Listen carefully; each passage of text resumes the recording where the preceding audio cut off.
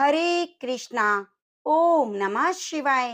प्रेम से बोलिए दशा माता की जय।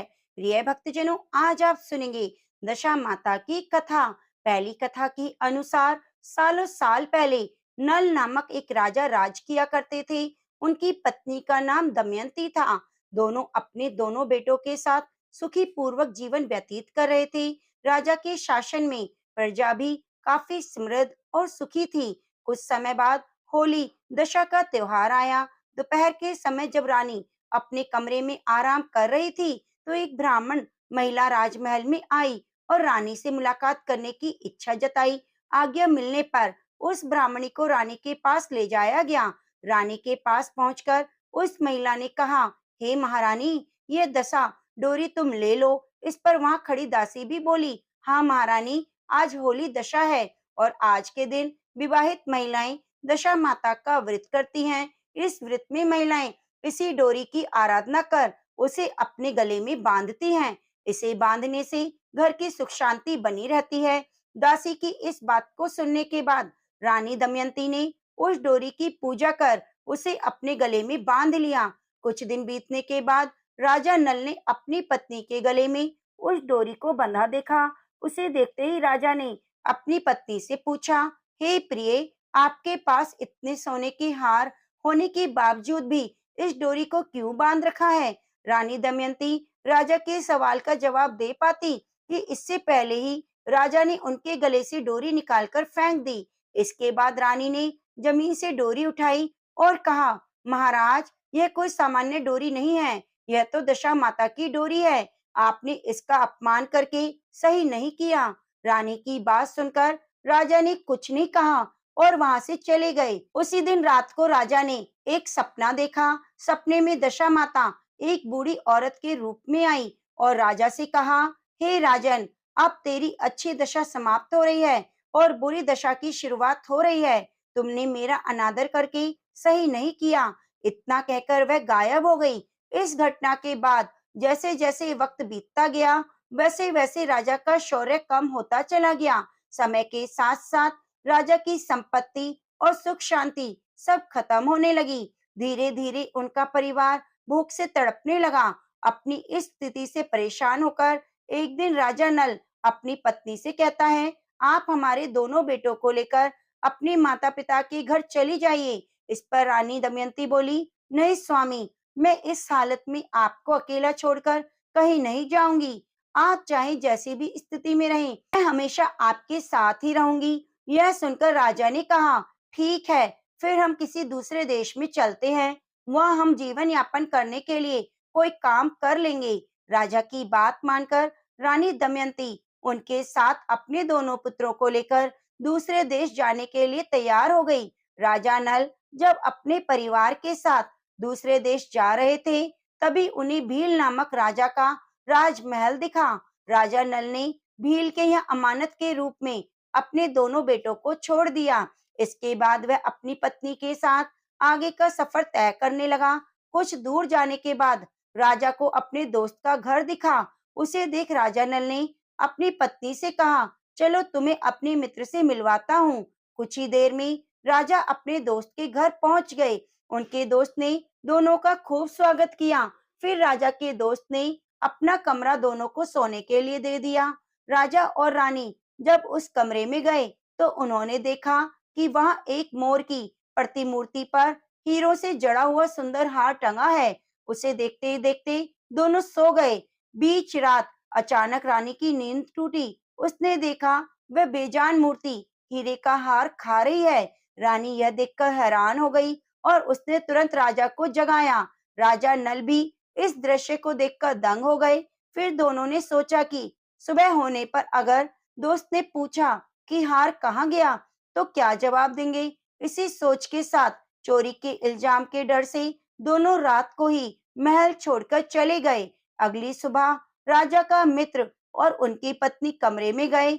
वहां उन्होंने देखा राजा नल और रानी दमयंती नहीं थे। तभी उसकी पत्नी की नजर उस मोर की मूर्ति पर पड़ी। हीरे का हार गायब देखकर बोली, आपके मित्र कैसे निकले? हीरे का हार लेकर भाग गए। इस पर राजा के दोस्त ने अपनी पत्नी से कहा, नहीं प्रिय, ऐसा नहीं है, मेरा दोस्त कभी भी चोरी नहीं कर सकता, तुम उसे चोर मत कहो। उधर राजा नल और उसकी पत्नी जब वहां से निकले तो कुछ ही दूर चलने के बाद रास्ते में राजा की बहन का घर आया। राजा ने एक दूत से अपनी बहन के घर खबर भेजी कि उसके भैया और भाभी वहां आए हैं। राजा की बहन ने दूत से पूछा, वह दोनों कैसे हैं? इस पर दूत ने बताया, दोनों पैदल चलकर आ रहे हैं और बेहद दुखी भी लग रहे हैं। दूत की बात सुनकर बहन अपने साथ खाना लेकर उनसे मिलने पहुंची। अपनी बहन से मिलकर राजा नल ने अपने हिस्से का खाना खा लिया, लेकिन उसकी पत्नी ने अपने खाने को उसी जगह जमीन में दबा दिया। इसके बाद राजा और रानी दोनों वहां से आगे के सफर के लिए निकल गए। कुछ दूर जाने के बाद उन्हें एक नदी दिखाई दी। राजा नदी के पास जाकर मछलियों को पकड़ने लगा। कुछ मछलियों को पकड़कर उसने रानी से कहा, आप ये मछलियां भूनिए, मैं आसपास के इलाके में कुछ और व्यवस्था करके आता हूँ। इतना कहकर राजा एक गांव में गए। वहां एक व्यक्ति सभी को भोजन करा रहा था। राजा उनके पास गए और अपने लिए कुछ भोजन मांगकर पत्नी के पास लौटने लगे। तभी रास्ते में एक चील ने उन पर हमला कर दिया और खाना गिर गया। भोजन गिरने के बाद राजा दुखी हो गए। उन्होंने सोचा, अगर खाली हाथ जाऊंगा तो रानी समझेगी मैंने खुद खा लिया, उनके लिए कुछ नहीं लाया। इधर रानी भी जब मछलियां भून रही थी तो वो जिंदा होकर नदी में लौट गई। यह देखकर रानी भी उदास हो गई। उसे लगा, जब राजा आएंगे तो मछलियों को ना देखकर सोचेंगे कि सारी मैं ही खा गई। तभी राजा वहां पहुंचे। उन्होंने चील वाली बात रानी को बताई। रानी ने मछली के जीवित होने का किस्सा राजा को बताया। कुछ देर बाद दोनों बिना कुछ खाए ही आगे की ओर चल दिए। आगे बढ़ने के बाद रानी दमयंती का घर आया।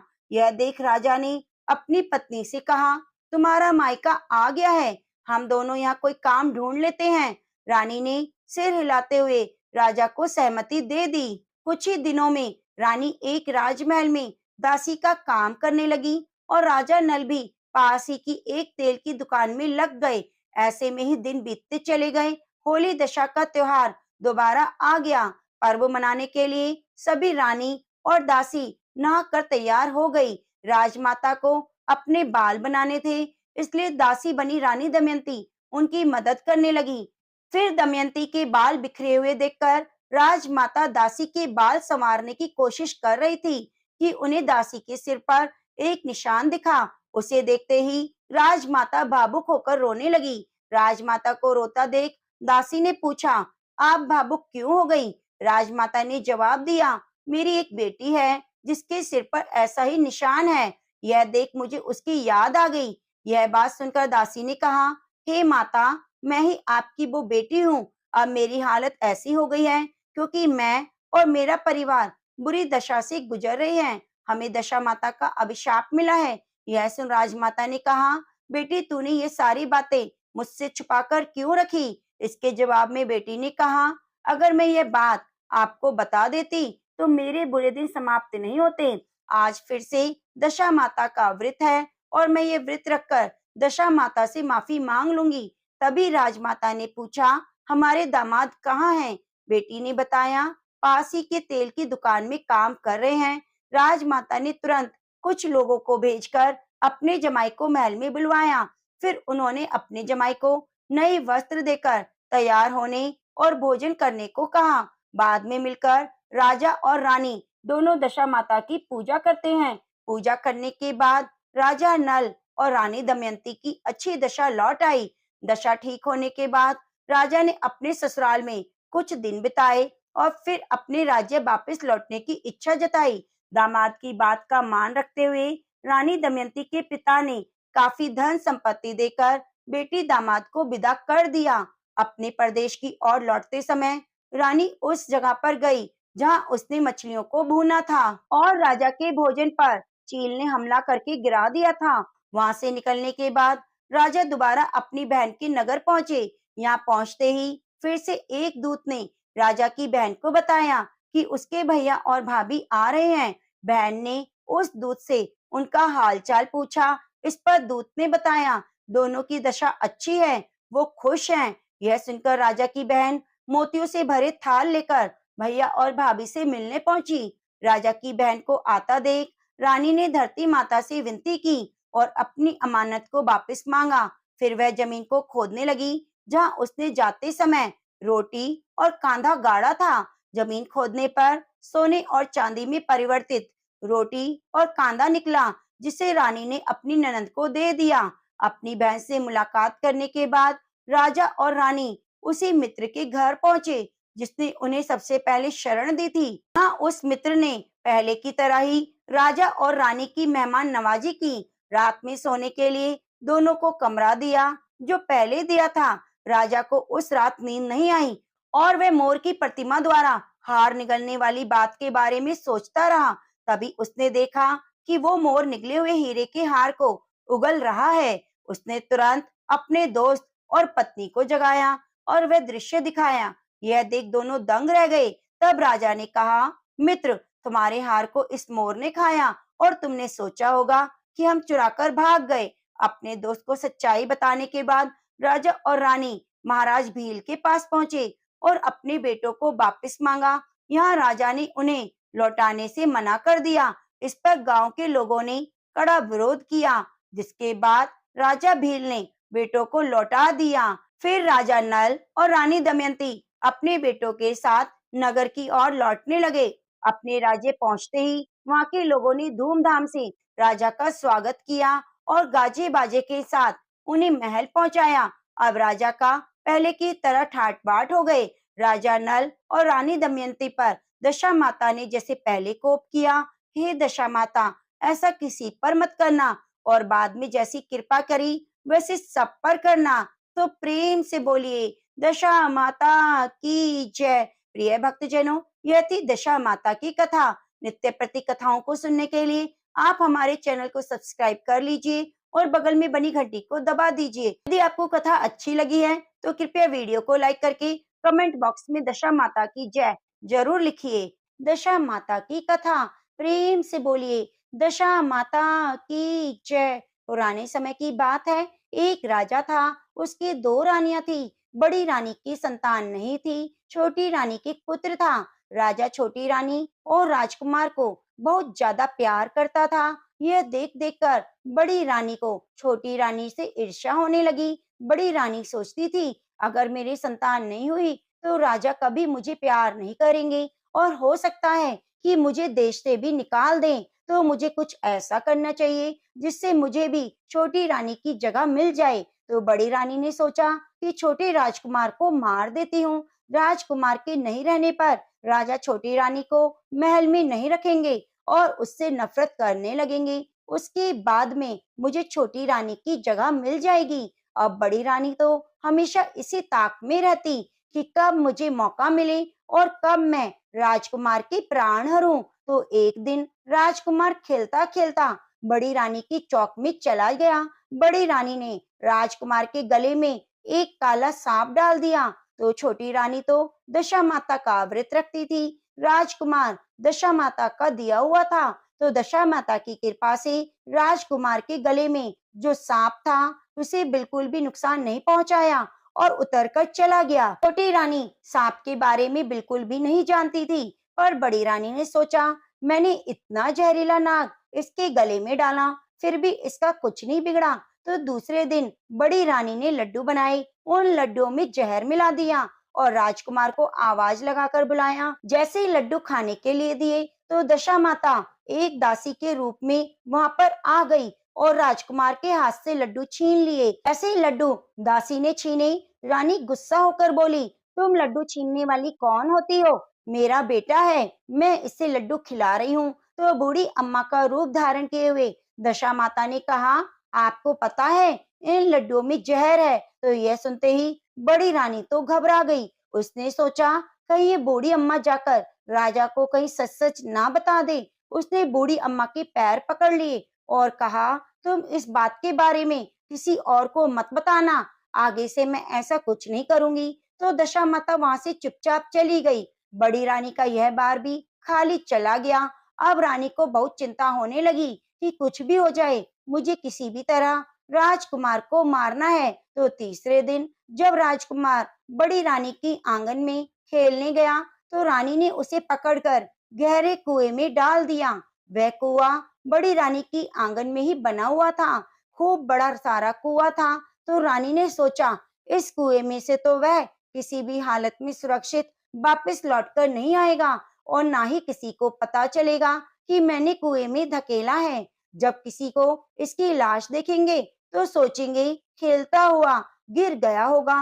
तो ये सोच सोचकर बड़ी रानी तो बहुत ही खुश हो रही थी। जिसे बचाने वाला भगवान होता है, उसे मारने वाला कौन होता है। दशा माता ने राजकुमार को कुएं के बीच रास्ते में ही रोक लिया और बाहर लेकर नहीं आई। इधर दोपहर हो जाने पर राजकुमार के ना लौटने पर राजा और छोटी रानी बहुत चिंतित होने लगे कि आज राजकुमार ना जाने कहाँ चला गया। अभी तक उसकी कोई खबर नहीं। तो राजा ने अपने सिपाहियों को आदेश दिया कि पूरे नगर में जाकर मेरे बच्चों की तलाश करो। पूरा दिन तलाशते तलाशते सिपाही भी थक हार चुके थे। तो राजा और छोटी रानी पुत्र शोक में रोने लगे। जब दशा माता ने अपनी भक्तिन को रोते हुए देखा तो दशा माता को बहुत दुख हुआ और दशा माता सोचने लगी कि मैं राजकुमार को उसके माता पिता के पास कैसे पहुंचाऊं। सोच विचार करके दशा माता ने भिखारी का रूप धारण किया और राजकुमार को लेके गले से लगाकर राज दरबार में जा पहुंची। उसने राजकुमार को एक वस्त्र से ढक रखा था और वहां जाकर भिक्षा मांगने लगी। तो राजा के सिपाहियों ने उसे दुत्कार कर कहा कि हमारा राजकुमार गुम हो गया है और तुम्हें भिक्षा की पड़ी है। सारे लोग बहुत चिंतित और दुखी हैं। तो यह सुनकर दशा माता बोली कि भाइयों, पुण्य का प्रभाव बड़ा ही विचित्र होता है। यदि मुझे भिक्षा मिल जाए तो हो सकता है तुम्हारा खोया हुआ राजकुमार तुम लोगों को मिल जाए।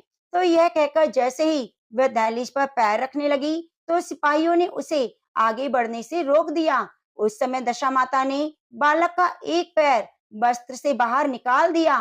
तो सिपाहियों ने देखा कि इस भिखारिन के पास कुवर्सा है। तो उन्होंने सोचा कि पता नहीं क्या बात है, इसे अंदर जाने देना चाहिए। तो उन्होंने उसे अंदर जाने दिया। अब दशा माता कुंवरसा को लिए हुए भीतर चली गई। उसने राजकुमार को चौक में छोड़ दिया और वापस चली आई। राजकुमार दौड़ता हुआ अंदर गया जहाँ राजा और रानी बड़े ही व्याकुल होकर रो रहे थे। उन्होंने अपने राजकुमार को सकुशल देखा तो भागकर अपने कलेजे से लगा लिया और पूछा, बेटा तुम कहाँ से आए हो? इतनी देर तक कहाँ चले गए थे? हमारी तो डर के मारे जान निकली जा रही थी। तो राजकुमार ने कहा, मुझे यहाँ पर एक बूढ़ी अम्मा छोड़कर गई है। तो छोटी रानी भागकर बाहर आई और जैसे उस भिखारिन को देखा तो उसने सोचा, जरूर यही मेरे बेटे को चुरा कर ले गई थी। उसने जोर से कहा, तुम यहीं पर खड़ी रहो और मुझे बताओ तुम कौन हो? तुमने 3 दिन से मेरे बेटे को छुपा कर रखा, ऐसा क्यों किया? तुम्हें पता है कि पुत्र वियोग क्या होता है? तुम्हें मेरे इस प्रश्न का जवाब देना पड़ेगा। तो छोटी रानी के इतना कहते ही दशा माता वहीं पर ठहर गई। उसने कहा, बेटी मैं तुम्हारे पुत्र की चोरी क्यों करूंगी? मैंने ही तो तुम्हें पुत्र दिया है। मैं तो तुम्हारी आराध्या देवी दशा माता हूँ और तुम्हें सचेत करने आई हूँ कि बड़ी रानी तुमसे बहुत ईर्ष्या करती है। वे तुम्हारे पुत्र के प्राण हर लेना चाहती है। एक बार तो उसने तुम्हारे पुत्र के गले में काला सांप डाला जिसे मैंने भगाया। दूसरी बार उसने जहर मिलाकर लड्डू खाने के लिए दिए तो उस समय भी मैंने उसके हाथों से वह लड्डू छीन लिए। और इस बार तो उसने हद कर दी। उसने अपने आंगन में बने कुएं में राजकुमार को ढकेल दिया। मैंने इसी बीच में रोककर इसकी रक्षा की। बेटी मैं तुम्हारी भक्ति से प्रसन्न हूँ और मेरे ही आशीर्वाद से तुम्हें पुत्र की प्राप्ति हुई है। मेरा आशीर्वाद है कि तुम्हारा पुत्र लंबी आयु वाला होगा। फिर भी मैं तुम्हें भिखारिन के वेश में सचेत करने आई हूँ। तो यह सुनकर छोटी रानी दशा माता के पैरों में गिर गई और क्षमा मांगने लगी। बड़े ही विनीत भाव से कहने लगी, हे माँ, दर्शन देकर जैसी कृपा आपने मुझ पर की, मैं चाहती हूँ कि आप सदैव मेरे महल में निवास करें। मुझसे जो भी सेवा पूजा होगी मैं अवश्य करूंगी।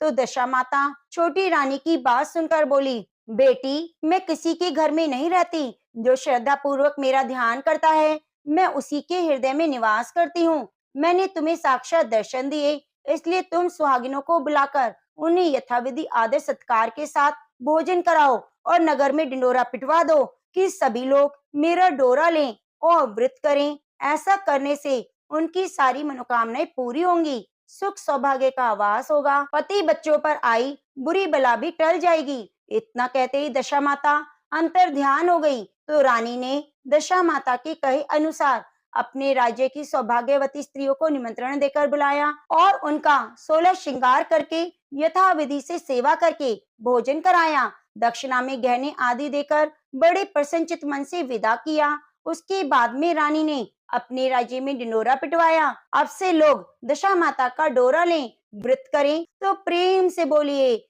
दशा माता की जय। एक बार की बात है, भगवान भोलेनाथ और माता पार्वती दोनों कार्तिकेय जी और गणेश जी के विवाह की चर्चा कर रहे थे। तभी वहां पर गणपति आए और माता पिता को प्रणाम करके खड़े हो गए। तब माता कहती है, आओ पुत्र, हम तुम्हारी बात कर रहे थे। तब गणेश जी बोले, वो क्या बात है? माता बोली, हम तुम्हारे विवाह की बात कर रहे हैं। तब गणेश जी ने कहा, हे माँ, हे पिताजी, मैं विवाह नहीं करूंगा, इसलिए आप मेरे लिए परेशान ना हो। हे पिताजी, मैं इस विवाह बंधन में नहीं बंधना चाहता। यह कहकर गणेश जी तप के लिए एक जंगल में चले जाते हैं और तप करने लगते हैं। तभी वहां पर एक राजकुमारी आती है और गणपति जी का एक अजीब सा रूप देखकर उन पर मोहित हो जाती है और उनकी तपस्या भंग करने लगती है। तब गणेश जी की तपस्या भंग हो जाती है। तो भगवान श्री गणेश उस स्त्री से कहते हैं, हे देवी, तुम कौन हो और मेरी तपस्या क्यों भंग कर रही हो? फिर देवी ने कहा, हे प्रभु, मैं तुलसी हूँ और वर की तलाश में निकली हूँ। आप मुझे अपने योग्य वर लगे, इसलिए मैं आपकी तपस्या भंग कर रही थी। तब गणेश जी बोले, हे देवी, मैं तुमसे विवाह नहीं कर सकता, क्योंकि मैंने विवाह ना करने की ठानी है और मैं अपने माता पिता की सेवा करना चाहता हूँ। बस मैं विवाह के चक्कर में नहीं पड़ना चाहता, इसलिए आप अपने लिए कोई और वर देख लीजिए। फिर राजकुमारी तुलसी को क्रोध आ गया। वह गणेश जी को श्राप देती है और कहती है, तुमने मेरा अपमान किया, इसलिए आगे जाकर तुम दो स्त्रियों के पति बनोगे। और ज्यादा अपमान शब्द कहने लगी। तब गणेश जी को क्रोध आ जाता है और गणेश जी बोले, मैं तुम्हें श्राप देता हूँ कि तुम कलयुग में एक वृक्ष का रूप लोगी और असुर से तुम्हारा विवाह होगा। ये श्राप सुनते ही वह गणेश जी से माफी मांगती है और रोने लगती है। तब गणेश जी उसे रोता देखकर क्षमा कर देते हैं और तुलसी को वरदान देते हैं, तुम कलयुग में पूजी जाओगी। श्री विष्णु की पूजा तुम्हारे बिना अधूरी होगी और मेरी पूजा से तुम दूर रहोगी। घर घर तुम्हारी पूजा होगी, सभी वृक्षों में तुम प्रधान होगी, श्रेष्ठ होगी। जहाँ तुम होगी वहाँ लक्ष्मी का वास होगा। और इस तरह से गणेश जी माता तुलसी को वरदान देकर वहां से चले जाते हैं। कुछ समय के बाद गणेश जी को विवाह का मन करने लगा और विवाह करना चाहते थे, पर कोई भी देवता गणेश जी का अजीब रूप देखकर अपनी पुत्री नहीं देना चाहते थे। जब किसी देवता का विवाह होता तो गणेश जी को बहुत गुस्सा आता। एक दिन गणेश जी और मूषक सेना ने मिलकर एक योजना बनाई। कहा कि जब मेरा विवाह नहीं होता तो मैं किसी का भी विवाह नहीं करने दूंगा। अब क्या था, जब किसी देवता का विवाह होता, मूषक सेना जाकर वहां पर सब कुछ उथल पुथल कर देती। यह सब देवता देखकर परेशान हो गए और सबने मिलकर ब्रह्मा जी के पास जाने का निर्णय किया। ब्रह्मा जी ने कहा, ठीक है, मैं कुछ करता हूँ। उन्होंने दो कन्याओं को बुलाया, एक रिद्धि, दूसरी सिद्धि। कहा कि तुम दोनों गणेश जी के पास मेरे साथ चलो और जो मैं तुम्हें कहूँ वही काम करना। अब वे तीनों गणेश जी के पास चले। ब्रह्मा जी ने गणेश जी से कहा, यह मेरी पुत्रियां हैं, आप इन्हें ज्ञान दें। गणेश जी ने दोनों को ज्ञान देना शुरू कर दिया। जैसे ही किसी का विवाह होता, मूषक तो गणेश जी के पास आता और अपनी बात कहने लगता। वैसे ही रिद्धि सिद्धि गणेश जी का ध्यान अपनी ओर कर लेती। ऐसे में सभी देवी देवताओं का विवाह हो गया। जब ये बात गणेश जी को पता चली तो वह क्रोधित हुए। तभी वहां पर ब्रह्मा जी आते हैं और गणेश जी से कहते हैं, आप मेरी दोनों पुत्रियों से विवाह कर लो। यह बात सुनकर गणेश जी खुश हो जाते हैं और बड़ी धूमधाम से गणेश जी का विवाह रिद्धि सिद्धि के साथ हो जाता है। कुछ समय होने के बाद रिद्धि और सिद्धि के दो पुत्र होते हैं। रिद्धि के पुत्र का नाम शुभ और सिद्धि के पुत्र का नाम लाभ होता है। एक कन्या होती है जिसका नाम संतोषी होता है। इस प्रकार से गणेश जी का विवाह संपन्न होता है। तो प्रेम से बोलिए गणेश भगवान की जय।